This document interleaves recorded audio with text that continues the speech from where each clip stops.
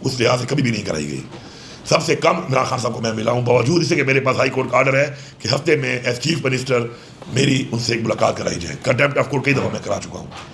आप नहीं मिले देते, पहले भी 2-2, 3-3 महीने बाद। और जब भी ऐसे कोई हालात बनते हैं कि जिसमें ज़रूरत होती है मिलने की, कोई ऐसा डिसीजन लेना होता है जो खान साहब अगर दे दे तो उसमें जो हमारा सोशल मीडिया जो या वो जो एक अभाम बन जाते हैं वो उस पर किल हो जाएँ, तो जानबूझ के नहीं छोड़ते ताकि अभाम बनते रहें, आपस में लगे रहें, एक दूसरे के टाँगे खींचते रहें, एक दूसरे में तनकीद करते रहें। उनकी एक पॉलिसी है और हमारे कुछ नादान लोग भी उनके हिस्सा बन जाते हैं।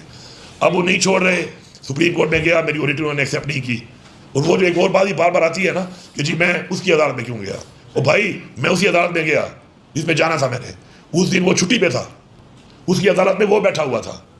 तो यहाँ पे तो मसला ये है ना, इस मुल्क में रियलिटी के बजाय मफरूज़ों पे आकर मुल्क चल रहा है, परसेप्शन के ऊपर मुल्क को हम चला रहे हैं। जो एक बात कर दे बस उसने कर दी, कोई पूछने वाला नहीं है कि तुमने ये बात की